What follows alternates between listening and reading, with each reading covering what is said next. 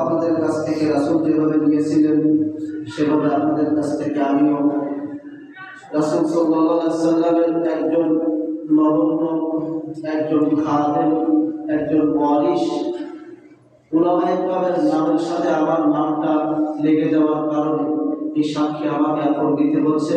বলেন তো, এখানে আমি ওঠার পর থেকে আজ পর্যন্ত কেউ কি বলতে পারবে যে আমি কোরআন এবং সুন্নাহর বাইরে কোনো কথা বলেছি? না। বলতে পারবেন কেউ? না। তাহলে আজকের কথাটাও আমি কোরআন এবং সুন্নাহর বাইরে বলবো না। এক নম্বর। দুই নম্বর, কিছু কথা আমি আগে বলে দেবো। বর্তমান প্রেক্ষাপট চলতেছে খুব নাজুক একটা প্রেক্ষাপট। মারামারি, কাটাকাটি, কুটুম রাহাজানি, হত্যা ইসলামের নামে চালায় দেওয়া হচ্ছে। বুঝতে পারলেন? ইসলামের নামেই হত্যা করা হচ্ছে, ইসলামের নামেই মারামারি করা হচ্ছে, ওইটাকে ইসলাম বলে চালায় দেওয়া হচ্ছে। বিভিন্ন রকমের মসজিদ দখল করা হচ্ছে, উলামায়ে কেরামকে গালিগালাজ করা হচ্ছে, উলামায়ে কেরামকে বেইজ্জত করা হচ্ছে, উলামায়ে কেরামকে আক্রমণ করা হচ্ছে, উলামায়ে কেরামকে আঘাত করা হচ্ছে, দুনিয়া থেকে শেষ করে দেওয়া হচ্ছে। বর্তমান এটাই পরিস্থিতি চলতেছে। সেটা কারা করতেছে? সেটা তথাকথিত তাবলীগের নামধারী এক গ্রুপ। কথা কি বুঝতে পেরেছেন? ঠিক বলার দরকার নেই, যত কথাগুলো আমি ঠিক বলার জন্যই এখানে আসছি। আসলে কিছু কথা আগে শুনে নেই, কিছু গলত কথা আমাদের মাঝে আগে আছে, তারপর আমি পরিষ্কার করব। কিছু গলত কথা আছে। এক নম্বর, আমাদের মাঝে প্রচলিত আছে যে তাবলীগ দুই পক্ষ হয়ে গেছে। না, তাবলীগ কোনোদিন দুই পক্ষ হয় না। তাবলীগ এক পক্ষই, সেটা আছে, থাকবে, কিয়ামত পর্যন্ত থাকবে। আদম থেকে নিয়ে কিয়ামত পর্যন্ত তাবলীগ এক পক্ষই থাকবে। আর যে পক্ষ, ও তাবলীগ দেওয়ার পক্ষ। আর সেই ঠিক পক্ষই কোন পক্ষ? যে পক্ষ নবীর পক্ষ, যে পক্ষ আল্লাহর পক্ষ, যে পক্ষ মুহাম্মদের পক্ষ, যে পক্ষ সাহাবীদের পক্ষ, যে পক্ষ উলামায়ে কেরামের পক্ষ, সেটাই হলো নূর তাবলীগ, সেটাই হলো তাবলীগুল জামাতের পক্ষ। আর যে বাকি পক্ষ আছে, যেটা উলামায়ে কেরাম নাই, যেটা নবী নাই, যেটা অন্য একজন ব্যক্তি বুঝানি আছে, সেটাই হলো তাবলীগ না, হলো ভ্রান্ত ভণ্ড মতবাদ। এটা আজকে ঠিক ভাই বলা দরকার নেই। আজকে আপনাদের মন থেকে এটা বুঝে ফেলতে হবে, তাবলীগ কিন্তু দুই পক্ষ না। এক নম্বর বড় কথা, উলামায়ে কেরাম স্পষ্ট করেছেন, তাবলীগ দুই পক্ষ না। এই কথা একটু স্মরণ করে দিই। মাওলানা ইলিয়াস রহমাতুল্লাহ আলাইহি তাবলীগ প্রতিষ্ঠা করেছেন। ইলিয়াস রহমাতুল্লাহ আলাইহি দুনিয়াতে আছেন না আছেন না? আছেন, উনি কি আছেন? না। আছেন? না। তাবলীগ শেষ? না। রাসূল সাল্লাল্লাহু আলাইহি ওয়াসাল্লাম, মুহাম্মদ রাসূলুল্লাহ সহ 1,92,24,000 পয়গম্বর তাবলীগ নিয়ে দুনিয়াতে এসেছিলেন। ওনারা কি আছেন? না। তাবলীগ কি আছে? সুবহানাল্লাহ। তাবলীগ থাকলো কি ওনারা চলে যাওয়ার পরে? শুনেন, তাবলীগ কোন নবীর কাজ না। কথা নবীকে নিয়ে যায় না। তাবলীগ শুধু নবীরা থাকলে করবে, নবীরা নাই তাবলীগ শেষ হয়ে যাবে না। না, তাবলীগ শুধু সাহাবারাই করবে, তাবলীগ আর কেউ করবে না। তাবলীগ যদি এটাই হতো, সাহাবারা ইন্তেকালের পরে তাবলীগ শেষ। কথা কি বুঝতে পেরেছেন? তাবলীগ এখন বলনা ইলিয়াস রহমাতুল্লাহ আলাইহি না। এইজন্য ইলিয়াস রহমাতুল্লাহ আলাইহি মারা ইন্তেকাল করেছেন, তাবলীগ আছে না নাই? আছে। তাবলীগ এখন ভাবে ইলিয়াস রহমাতুল্লাহ আলাইহির সন্তান মাওলানা ইউসুফ রহমাতুল্লাহ আলাইহি না। ইউসুফ রহমাতুল্লাহ আলাইহি দুনিয়াতে চলে গেছেন, তাবলীগ আছে না নাই? আছে। তাবলীগ তার পরবর্তী প্রজন্মের যিনি 16 সদস্যের কমিটি ছিলেন, মাওলানা ইনামুল হাসান রহমাতুল্লাহ আলাইহি, উনি ওনার নামে তাবলীগ না, উনি চলে গেছেন এই দুনিয়া থেকে। তাবলীগ আছে না নাই? আছে। মাওলানা সাদ কেন, তার মতো হাজারো মাওলানা দুনিয়া থেকে চলে গেলেও তাবলীগ কি নিঃশেষ হয়ে যাবে? না। জুবায়ের সাহেব না, হাজারো জুবায়ের সাহেব দুনিয়া থেকে চলে গেলেও তাবলীগ কি নিঃশেষ হয়ে যাবে? না। বলেন না। কথা কি বুঝতে পারেন নাই? তাবলীগ এটা আল্লাহ এবং নবীর কাজ, এটা কিয়ামত পর্যন্ত চলবে। হযরত মাওলানা ইলিয়াস রহমাতুল্লাহ আলাইহি দুনিয়াতে আসার এই তাবলীগ প্রচলিত, এই তাবলীগ চালু করার আগে দুনিয়াতে তাবলীগ ছিল না? বলেন, তাবলীগ না থাকলে ইসলামের প্রচার কিভাবে হয়েছে? কথা বল। তাবলীগ যদি না থাকে, এই মাওলানা ইলিয়াস রহমাতুল্লাহ আলাইহির আসার আগে মানুষগুলো দিন পাইছে কিভাবে? মানুষ ইসলাম পেয়েছে কিভাবে? কথা কি বুঝতে পারছেন? সুতরাং তাবলীগ এই কথা বলতে আপনারা যে আজকে পক্ষ না।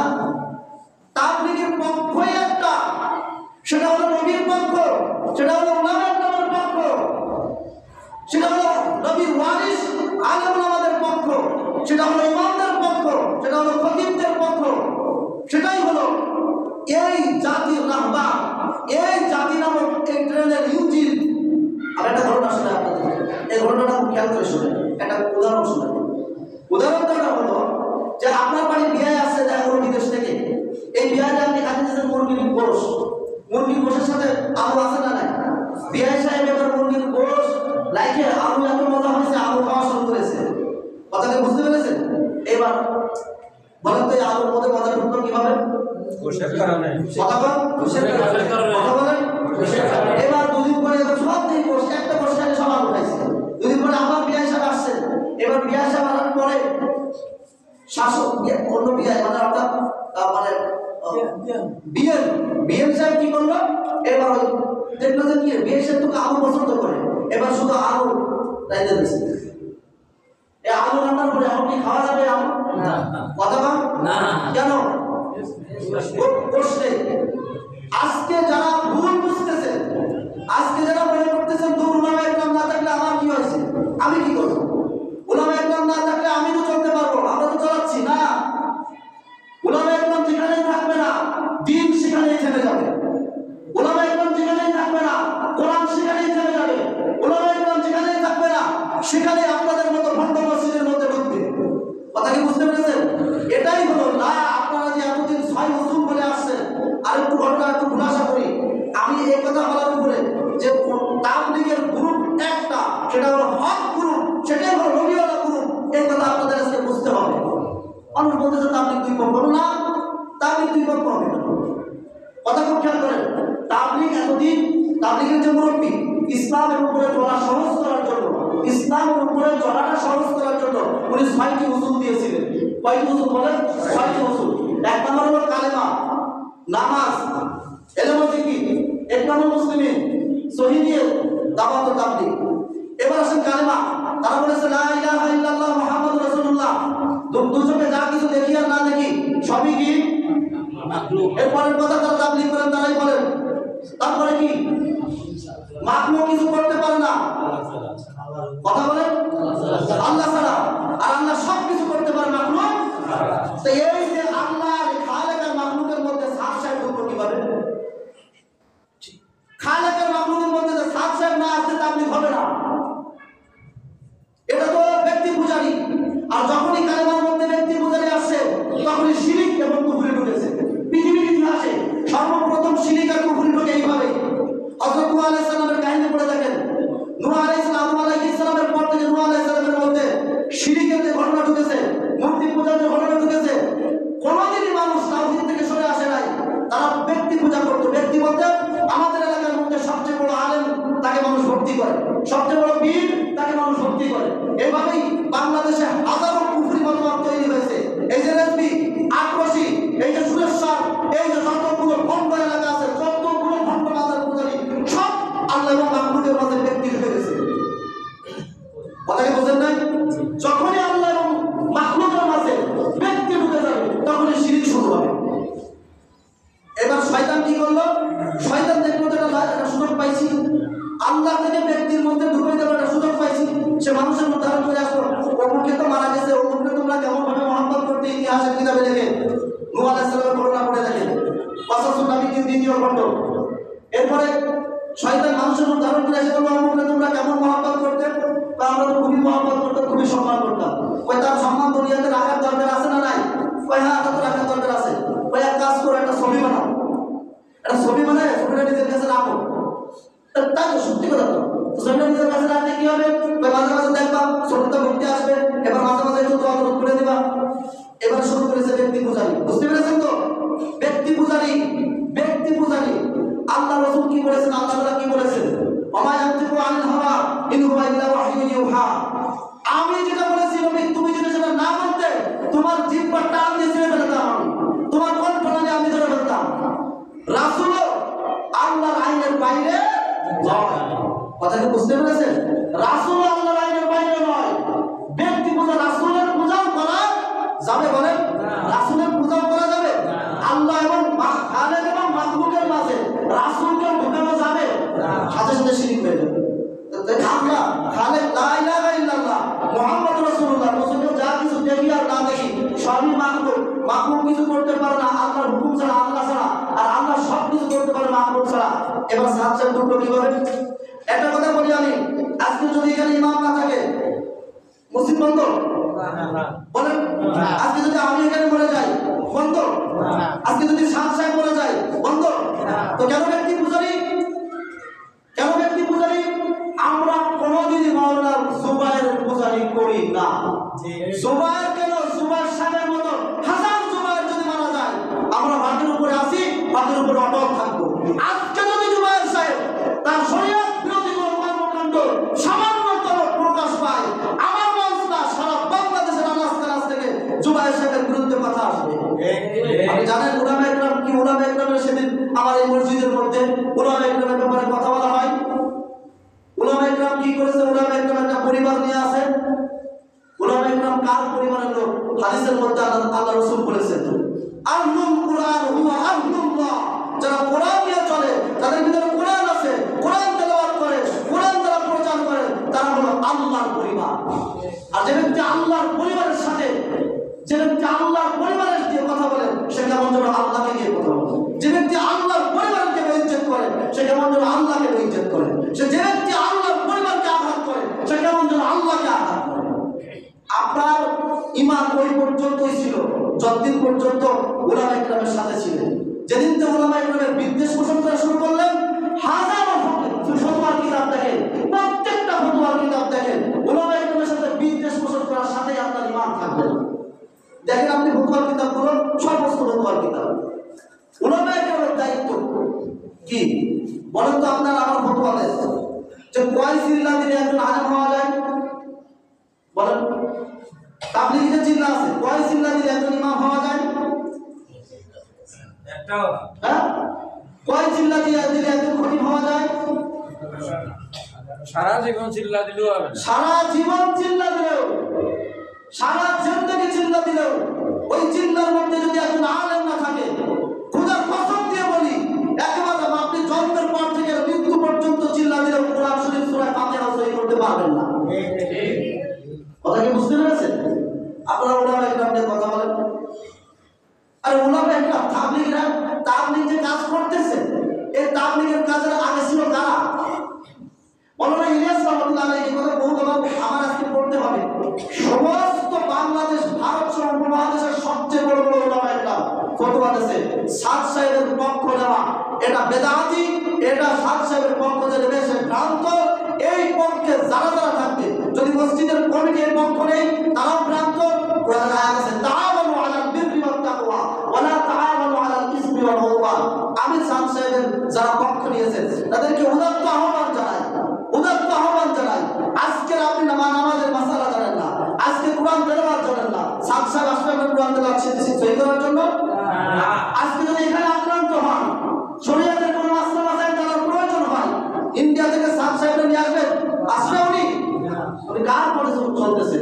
পুরো অভয়নগর, বাদ দিলাম সারা বাংলাদেশ, পুরো অভয়নগরে একটা মাদ্রাসার বক্তব্যের শিক্ষক আপনাদের সাথে আছে কিনা দেখা।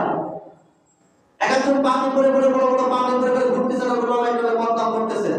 আপনার ওই পাগড়ি আমার বরকতে আসছে, আপনার ওই টুপি আমার বরকতে আসছে, আপনার মুখে ওই দাড়ি আমার বরকতে আসছে। কসম দিয়ে বলি পারলে ঠাকা, পারলে কথা উল্টায় দেন, আমার কথাটা উল্টায় দেন পারলে। আপনার মুখের লা ইলাহা ইল্লাল্লাহ এদেশে আমরাই শিক্ষা দিয়েছি। আপনি কি ইসলামের কি বোঝেন? আপনি ইসলামের কি বোঝেন? এখন যদি দাঁত করে দেওয়া হয় ওদের খরচ করে ঠিক মতো বলতে পারবেন না, যদি দাঁত করে দেওয়া হয় গোসলের খরচ করে ঠিক মতো বলতে পারবেন না। আমরা তো গোসলই হয় না, গোসল শিক্ষা দিয়েছে উলামা ইকরাম, তাহলে আপনি নাপাক। আপনার মায়ের বিয়ে করেছে উলামা ইকরাম, না হলে আপনি তার সন্তান। আপনি বলেন উলামা ইকরামের সাথে কথা বলেন। উলামা ইকরাম না থাকলে আপনার আব্বার খবর দেওয়া হতো না, বললাম দাফন হয়ে যাবো, শ্মশানে নিয়ে যেয়ে পুরাই যাওয়ার সিস্টেম তৈরি হয়ে যেত। বলেন উলামা ইকরামের বাদ দিয়ে কাজ করতে চান? আমার সেদিন কথা বলতেছে কোথার থেকে কোথায় একজন আশ্রমের মসজিদে হুট করে লাফ দিয়ে উঠলো। আমাদের সবচেয়ে বড় মুরব্বী এই এলাকা উলামা ইকরামের কে বলেন? গোলাম মাওলানা সাহেব বাজার মসজিদে আমাদের পুরো অভয়নগরের সবচেয়ে কেন্দ্রীয় মসজিদ বাজার মসজিদ, সেই বাজার মসজিদের সবচেয়ে বড় ওলামা একরাম যিনি খতিবের দায়িত্বে আছেন গোলাম মাওলানা সাহেব, আমরা তাকে আমাদের প্রাণের থেকে শ্রদ্ধা করি। তিনিও যদি আজকে ভুল ফতোয়া দেয়, তিনিও যদি সামান্য পরিমাণ ইসলামের শরিয়াত থেকে সরে আসে, ওই রকম গোলাম মাওলানা সাহেব হাজারটা আমরা ফেলে দিতে রাজি। কথা কি বুঝতে পেরেছেন? আসেন এবার আমাদের দায়িত্ব কি? আল্লাহ রাসূল নিজে বলেছেন, ইয়াহমিলু হাযাল ইলমা মিন কুল্লি খালাফিন উদুলুহু, এই যে আমি ইলম রেখে যাচ্ছি, আমি কোন মালের ওয়ারিস রেখে যাই নাই, আমি কোন সম্পদ রেখে যাই নাই, আমি রেখে গেছি কোরআন এবং সুন্নাহর ইলম। এই যে ইলম, এটা ওয়ারিস হবে প্রত্যেক জামানার নির্ভরযোগ্য লোকরাই এর উত্তরসূরি হবে। তাদের কাজ হবে কি? খেয়াল করেন, ইয়াকুন আনহু তাহরিফ আল ওয়ালিদ, এদের কাজ হবে যারা ইসলামের মধ্যে সীমালঙ্ঘন সৃষ্টি করতে চায়, সীমালঙ্ঘনকারীদের বিকৃতি, ইসলামের মধ্যে বিকৃতি করছে। খেয়াল করেন, অনেক কথা, এত কম সময়ের ভিতরে অনেক কথা বলা সম্ভব না। সাদ সাহেবের আমরা যখন তাবলীগ প্রতিষ্ঠা হয়, তাবলীগটা শুরাই নিজামে চলে। শুরাই নিজাম বোঝেন? একক ব্যক্তির হুকুমে না, বরং পরামর্শের কিছু মজলিসে শুরা থাকে, অর্থাৎ উলামা ইকরামের পরামর্শ কিছু মজলিস থাকে। এর ভিতরে উলামা ইকরাম আছেন, গণ্যমান্য উলামা ইকরাম, সব পরামর্শগুলোকে গণ্যমান্য উলামা ইকরাম বসে এরপরে একটা সিদ্ধান্ত নেয়, এটাকে বলা হয় শুরাই নিজাম। এখানে কোনো আমি একক নেতৃত্ব নেই, এরপরে হঠাৎ সাদ সাহেব নিজের আমির ঘোষণা করে ফেলল, কেউ তাকে আমির বানাই নিজে আমির ঘোষণা করে ফেলল। এটা নিয়ে সমস্যা হলো, তার কাছ থেকে যখন ভ্রান্ত কথাবার্তা একের পর এক বের হতে লাগলো। এইবার আসেন, এত বড় একটা জামাত চলতেছে, বিশ্বের আনাচে কানাচে এই তাওহীদের দাওয়াত দিয়ে রাখছে, কালেমার দাওয়াত দিচ্ছে, মানুষগুলো হকের পথে আসতেছে এবং বিশ্বের আনাচে কানাচে পৌঁছে গেছে এই জামাতটা। উলামা ইকরাম কি একদিনে চাইছে যে জামাতটা ভেঙে দেবে? কথা বলেন, আপনাদের কি এরকম মনে হয় না যে উলামা ইকরাম ইচ্ছা করে এই জামাতকে ভেঙে দিয়েছে? এরকম মনে হয় না। বারবার তার সতর্ক করা হয়েছে, বারবার সতর্ক করার পরেও যখন ফিরে আসে না, তার নিজের অবস্থানে এসেছে, তখন উলামা ইকরাম এইবার দেওবন্দ থেকে এইবার ফতোয়া লেখা শুরু হয়েছে। কারণ যদি এখন উলামা ইকরাম এই দেওবন্দ থেকে ফতোয়া না দেয়, তো কিয়ামতের মাঠে এই দেওবন্দের উলামা ইকরাম আল্লাহর আসামির কাঠ করে দেওয়া হবে। কারণ এখন দায়িত্ব যে হক করে প্রকাশ করে দেওয়া। কথা কি বুঝতে পেরেছেন? এক নাম্বার আপনাদের যে ধারণা ছিল যে কি তাবলীগ দুই গ্রুপ, আজকে থেকে এই কথা বলবেন না। তাবলীগ দুই গ্রুপ না, তাবলীগ এক গ্রুপ। সেটা কার গ্রুপ? উলামা ইকরামের গ্রুপ। সেটা কার গ্রুপ? নবীদের গ্রুপ, সেটা সাহাবীদের গ্রুপ। এই গ্রুপই তাবলীগ। এর দ্বিতীয় যে গ্রুপ আছে ওটা তাবলীগের গ্রুপ না, ওটা ভণ্ড। কথা কি বুঝতে পেরেছেন?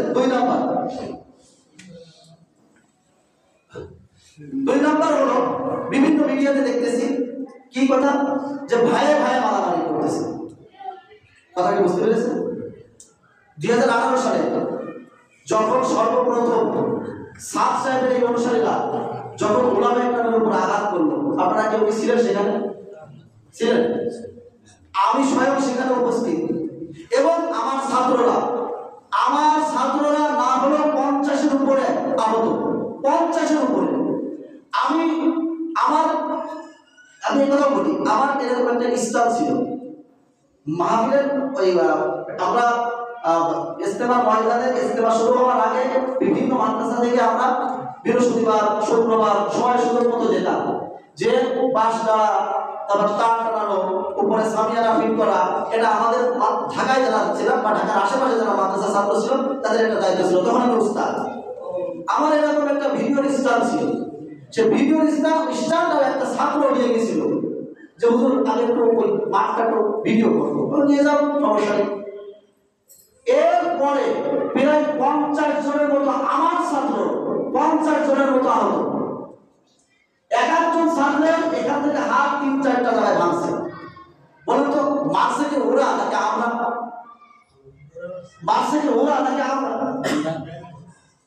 আমাদের গায়ে হাত দিচ্ছি, কেউ প্রমাণ করতে পারবে?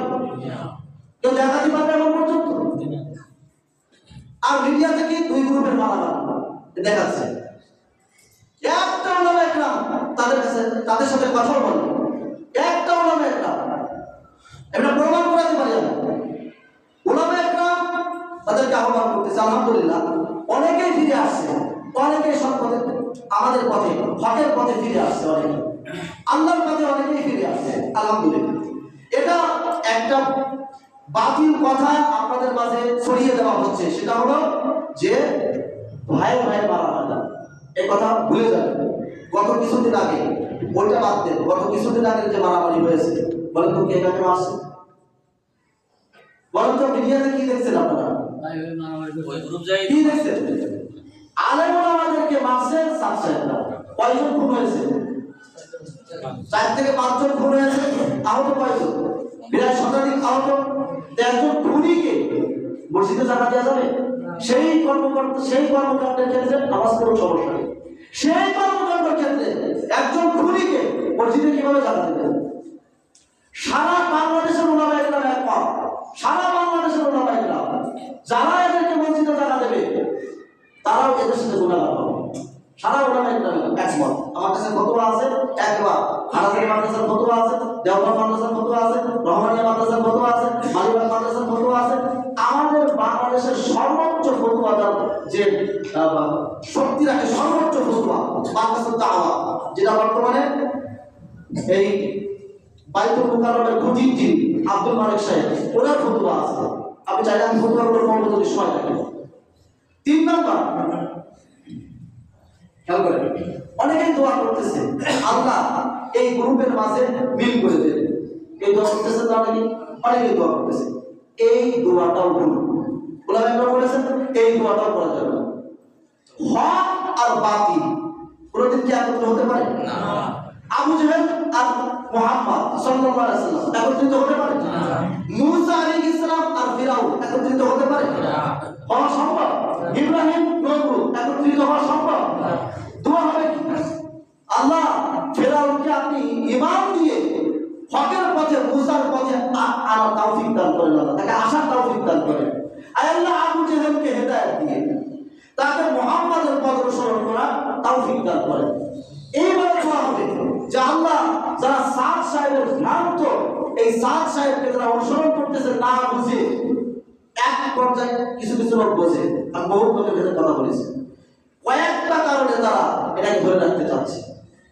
বলবো ওলামা একরাম যদি ঢুকে যায়, এই যে এখানে বসে বয়ান করে না, এটা কিন্তু ব্যাপক একটা যে আমি বয়ান করি, বোঝেন না?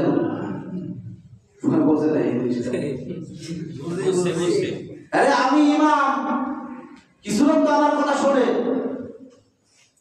কিছু লোক তো আমার কথা শোনে, অনেকের মাঝে এটা আছে।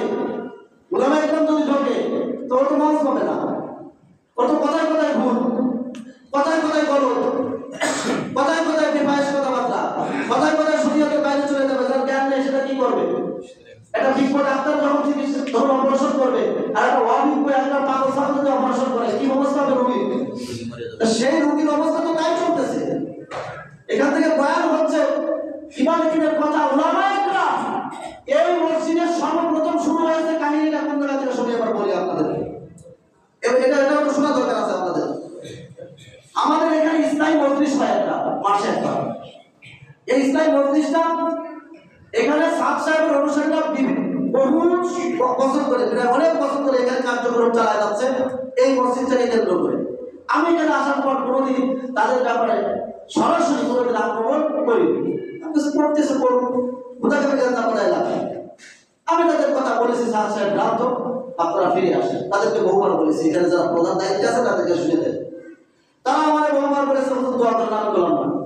আমি বেহক পথে কোনোদিন দোয়া করিনি। আমার মাথা থাকতে আমি কোনোদিন বেহক পথে বুঝা শোনা অবস্থায়, জল করে নিলে সেটা ভিন্ন বিষয়, বুঝা শোনা অবস্থায় আমি কোনোদিন বেহক পথে দোয়া করি। যাই হোক, তারা বহুবার আমি তাদেরকে বলেছি, তারা ফিরে আসে নাই। তারপর শুক্রবার তাদের কাজ করে কারা? এখানে কাজ করে কারা? আলেম। বলেন আপনারা, যারা এখানে কাজ করে এই মসজিদে, তারা কেউ আলেম না? কেউ কোরআন সহি করে পড়তে পারে? একদম সূরা ফাতিহা আমার সাথে পড়ুন, যে সহি শুদ্ধভাবে মাখরাজ এবং সিফাতের সাথে কোরআন শরীফ পড়বে, পড়ুন। আসুন, কোরআন শরীফ সহি করে পড়তে পারে না, দ্বীনের কোনো জ্ঞান নেই, সহি শুদ্ধ কোনো জ্ঞান নেই, এক দুই চিল্লা লাগাইছে, কোন রকম জানে, এবার দাওয়াত দিচ্ছে। ভুল হবে কি হবে না? ভুল হবে কি? কয়েক ভুল হবে, 100টার ভিতরে 90টা ভুল হবে। এটা ওই ডাক্তারের মতো যে ব্যক্তি কেবল ফার্মেসি মানে কোর্স করে এবার অপারেশন থিয়েটারের মধ্যে ঢুকে এবার রোগীদের কি করতেছে, অপারেশন করতেছে, ক্যান্সারের অপারেশন, সেই অবস্থা চলতেছে। এবার আমরা বললাম যে ইসলামী মজলিসে আমরা বিভিন্ন জায়গা থেকে উলামায়ে কেরাম নিয়ে আসি, বিজ্ঞ উলামায়ে কেরাম, তারা অভিজ্ঞ উলামায়ে কেরাম এবং হক্কানি উলামায়ে কেরাম এবং তাকওয়া সম্পন্ন উলামায়ে কেরাম আমরা নিয়ে আসি ইসলামী মাহফিলের জন্য। আপনারা এক কাজ করেন, বুধবারে আমাদের মাহফিল দিলে আমাদের লোক হয় না, মানে ওই সবারই কাজ থাকে, তো কাজ থাকে, লোক হয় না। এখন আমরা তাদের সাথে পরামর্শ ভিত্তিতে তাদেরকে আহ্বান জানালাম যে আপনারা এক কাজ করেন, আমাদেরকে একটা শুক্রবার মাগরিব থেকে ঈশা পর্যন্ত দেন। আমি কথা কি খারাপ বলেছি? আমরা আমি না, এটা যুবক ভাইরা বলেছে, আমি আমাদের এখানে বলা হচ্ছে যে যা কিছু হচ্ছে এসব খতিব সাহেব করাচ্ছে, এটা মিথ্যা কথা, বানোয়াট কথা। এই মেম্বার বললাম যারা বলেছে তারা দাঁড়ায় বলুক আমি কিছু বলেছি কিনা। আমি বলেছি তারা যখন আমার সাথে পরামর্শ করতে আসছে, আমি বলেছি যুবক ভাইরা, আমার দায়িত্ব হককে প্রকাশ করে দেওয়া, মসজিদ কিভাবে চলবে কি চলবে না এটা একমাত্র কমিটির দায়িত্ব। আপনারা কি করবেন কি করবেন না কমিটির সাথে আলাপ করেন। আমারও বলেন যে হুজুর এই বাতিলটা প্রকাশ পেয়েছে, আমি যেটা বুঝে শুনে দেখবো যে বাতিল কি বাতিল না। যদি কোরআন এবং সুন্নাহ উলামায়ে কেরামের দৃষ্টিতে সেটা বাতিল হয়, আমার বলতে দিতেই হবে, ভাই আমি থাকবো না হয় আমার মসজিদ চলে যাবে, দুটোর একটা হবে। আমি এখানে বলবোই, হকের কথা আমি বলবোই, তাই আমার ঘরটা এখানে থাক আর আমার ঘরটা না থাক, আমি জেল কাটি আর আমি বাইরে থাকি, আমি হকের কথা বলবোই। এই কথা আমি তাদেরকে বলেছি। তারা তাদেরকে আহ্বান জানাইছে, ভাই শুক্রবারের দিন আপনারা যে মাগরিবের পর থেকে ঈশা পর্যন্ত লম্বা সময় নেন, মাগরিবের পরে কাজ করে লোকজনকে ডাক দেন ভাই, আমাদের কি একটা জমা, লাস্টের একটা জমা, 4 জমার একটা জমা মাগরিব থেকে ঈশা পর্যন্ত আমাদেরকে দিয়ে দিন। আমরা একটু উলামায়ে কেরামকে আপনারাও বসে আলহামদুলিল্লাহ ইমানে কিনের কথা তো আপনারা বলবেন, আপনারা তো ইমানে কিনের কথা বলবেন, সেটাও তো কোরআন হাদিসের কথা। আর আমাদের উলামায়ে কেরাম যেটা বলবে ওটা কি ইমানে কিনের কথা না? ওটা কি ইমানে কিনের কথা না? বলেন আপনারা, উলামায়ে কেরাম যেটা বলবে ওটা ইমানে কিনের কথা না, তারা যেটা বলবে ওটাই ইমানে কিনের কথা। কত বড় বিভ্রান্তি আর কত বড় গুমরাহি, কত বড় গুমরাহি বলে এ কথা বলতে পারে। বিশ্বের মধ্যে সবথেকে বড় আলেম যাকে মনে করা হয়, সবথেকে বড় আলেমের মধ্যে অন্যতম যিনি জাস্টিস মাওলানা তাকি উসমানী, যিনি পাকিস্তানের সবচেয়ে গ্রান্ড মুফতি, যিনি পুরো বিশ্বের আলেমদের প্রথম মধ্যমণি, তিনি লিখেছেন যে উনি অস্ট্রেলিয়ার এক মসজিদে গেছেন। এই তাবলীগ গ্রুপ, এই গ্রুপ অস্ট্রেলিয়ার এক মসজিদে উনি তাফসীর করার জন্য ওনারা নিয়ে গেছেন। উনি মাগরিব থেকে ঈশা পর্যন্ত তাফসীর করবেন, সেখানে তাফসীর করতে দেওয়া হয় না ওনার মতো লোককে। চলছে আমাদের ইমানে কিনের কথা আছে। গুমরাহি কি এমনি ঢোকে, বাতিল কি এমনি ঢোকে, এইভাবেই ঢোকে যখন কোনো একটাকে যখন মনে করা হয় এটাই দ্বীন। এবং আমি নিজে, আপনারা বলতেছেন যে সাদ সাহেবের কথাকে আপনি মোবাইলে বলতেছেন যে না উলামায়ে কেরাম আসলে শোনে নাই, আমি নিজে টঙ্গী ইস্তেমায় তার ভ্রান্ত কথা শুনেছি, আমি নিজে। উনি বলেছেন একমাত্র তাবলীগই দ্বীন, আর যা কাজ আছে দিনের কোনো কাজ না, ওটা শাখা প্রশাখা। কথা কি বোঝেন না? রাসূল সাল্লাল্লাহু আলাইহি ওয়াসাল্লাম নবীওয়ালা কাজ একমাত্র তাবলীগী। রাসূল সাল্লাল্লাহু আলাইহি ওয়াসাল্লাম ইমামতি করেছেন কয় বছর? যেদিন থেকে নামাজ ফরজ হয়েছে তারপর থেকে ইমামতি করেছেন। তো ইমামতি করা কি ওটা ফেরেশতার কাজ? ওটা নবীওয়ালা কাজ না? রাসূল সাল্লাল্লাহু আলাইহি ওয়াসাল্লাম খতিবগিরি করেছেন কত বছর? হ্যাঁ বলেন, কত বছর করেছেন?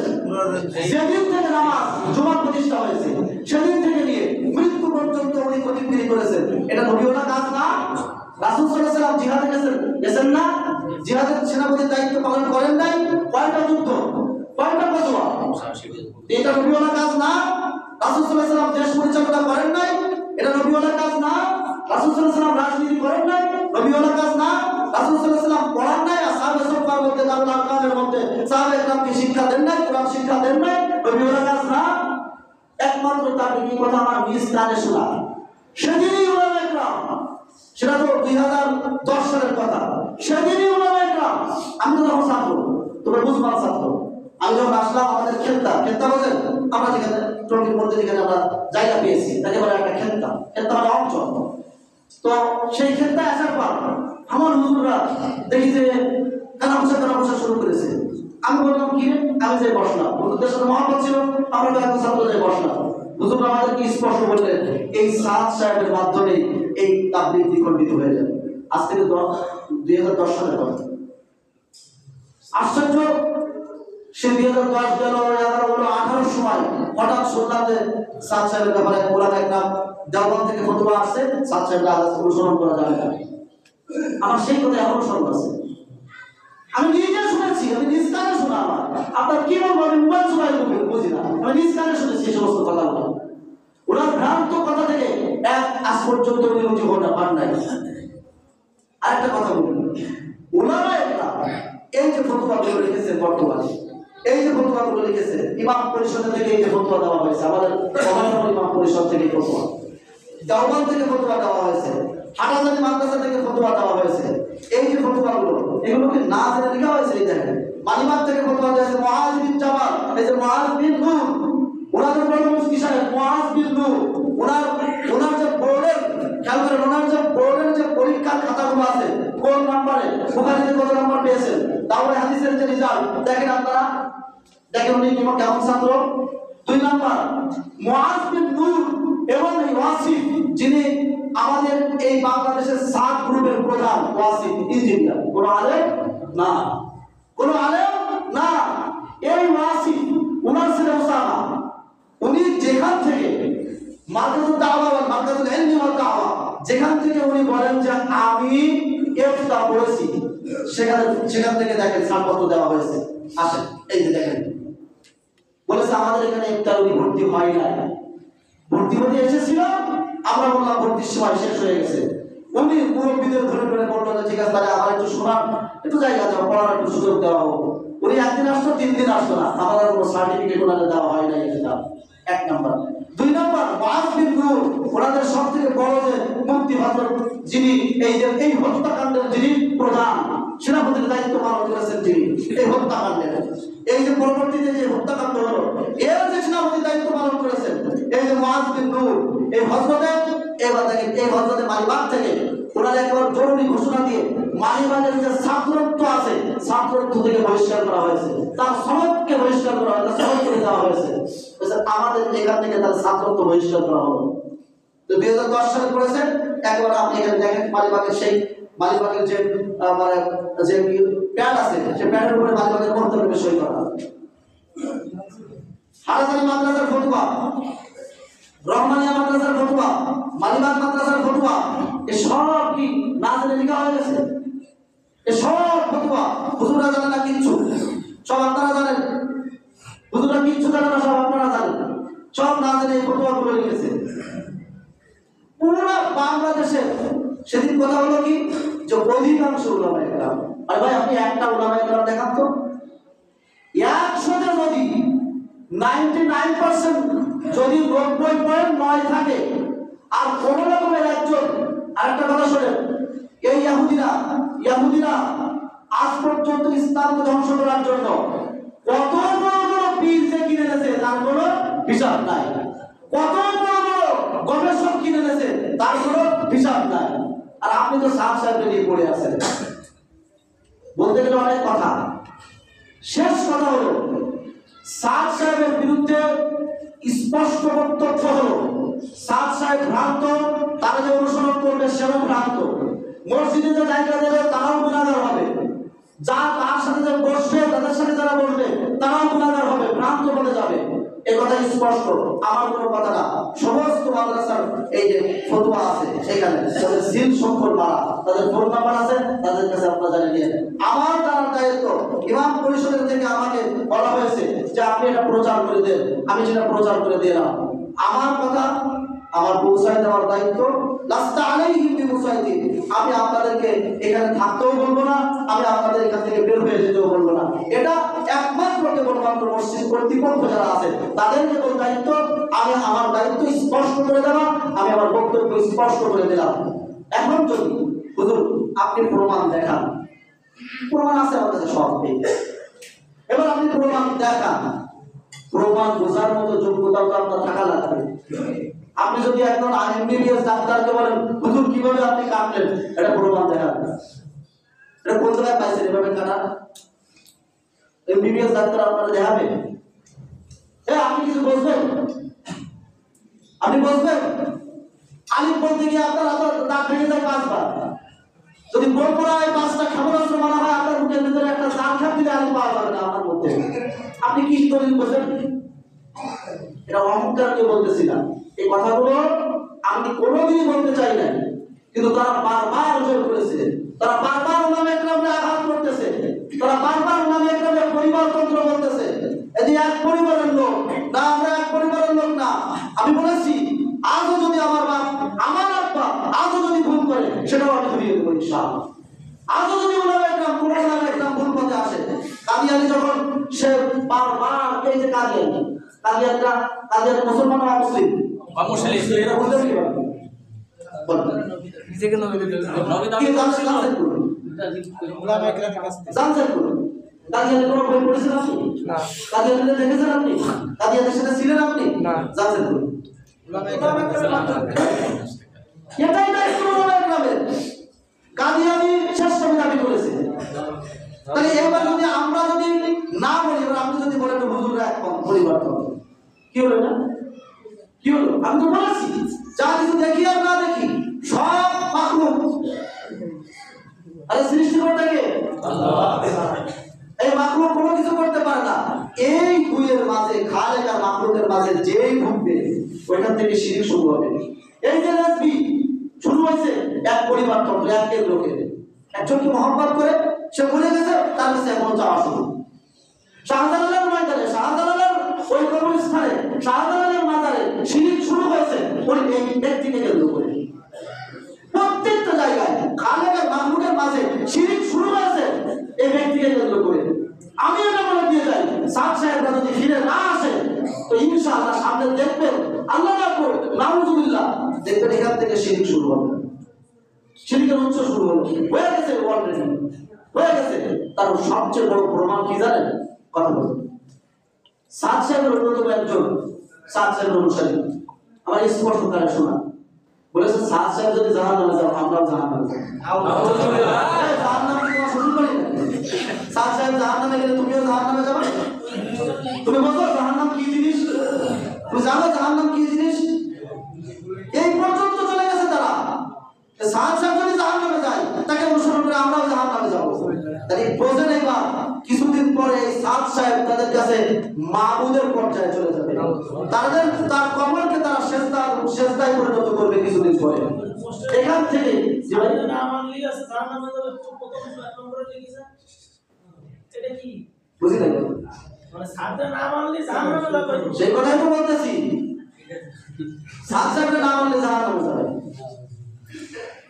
তাহলে কোরআন কই, হাদিস কই, নবী কই? কেমন যেন আল্লাহর নাম মানলে কই যাবে? জাহান্নামে। কথা বল, আল্লাহর নাম মানলে কই যাবে? জাহান্নামে। কথা বল, এবার সাদ সাহেবের নাম মানলে তাদের ভাষায় কই যাবে? জাহান্নামে। দেখেন তো কোথায়, দেখেন তো এবার কি হচ্ছে, শুরু হয়ে গেছে শিরক। এবার উলামা একরাম কারে মহব্বত করতেছে দেখেন। এবার উলামা একরাম কোন ব্যক্তিরে বলেছে? বলেছো কোন ব্যক্তির কথা এখন তো বলেছে? আমি কোনোদিন এই পর্যন্ত এখানে ব্যক্তির কথা বলেছি? আমার নেতা, আপনার নেতা, সবার নেতা, সবার পথ প্রদর্শক মুহাম্মদ রাসূলুল্লাহ সাল্লাল্লাহু আলাইহি ওয়াসাল্লাম। সাহাত্তু আরবাইন লা তাদিল্লু মা তামাসসাকতু বিহি কিতাবাল্লাহ ওয়া সুন্নাত রাসূলিহি। আমি দুইটা জিনিস লিখে গেলাম, যে অনুসরণ করবে সে সৎপথে পাবে, তাকে কোনোদিন গুমরাহ করতে পারবে না। এক হলো কিতাবুল্লাহ, সুন্নাত রাসূলিহি, এর বাইরে কোনো কিছু নাই।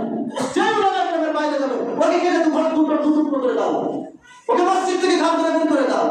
যেই এই দুই কুরআন কিতাব আর সুন্নাহর বাইরে যাবে, তার সাথে আমাদের কোনো আদাব নাই, তার সাথে বসাও যাবে না, তার সাথে কোনো রকম গ্রহণ করা যাবে না। তার বলে কথা কি বুঝতে পেরেছেন? আমার কথা ক্লিয়ার? এবার আপনাদের দায়িত্ব আপনাদের কাছে, কি করবেন কি না করবেন সেটা আপনাদের দায়িত্ব। আল্লাহ তাআলা আমাদের এরকম যদি কেউ থাকে এদের জন্য কোনো সুযোগ আছে নাকি ফিরে আসা? জি, এরকম যদি কেউ থাকে তাদের ফিরে আসার জন্য কোনো সুযোগ আছে কিনা? অবশ্যই সুযোগ। ফিরে আসা বলতে আমার খবরে চলে আসবে, সেই সুযোগটা বলে দেন যে কিভাবে তারা অবশ্যই আসবে। তারা সরাসরি সবার সামনে ঘোষণা দেবে, করবে না সবার সামনে ঘোষণা দেবে যে আজ থেকে আলী সাদ সাহেবের সমস্ত কর্মকাণ্ড থেকে আমি ফিরে আমি হক করে চলে এসেছি মূল ধারার যে তাবলীগ তার সাথে আজকে থেকে কাজ করবে। এটা সবার সাথে সবার সামনে এটা তারা বলবে, মসজিদে বলবে না, সবার সামনে প্রকাশ করে দিবে, তওবা করবে, ফিরে আসবে। আল্লাহ তাআলা সবাইকে ফিরে আসার তৌফিক দান করুন। আমিন।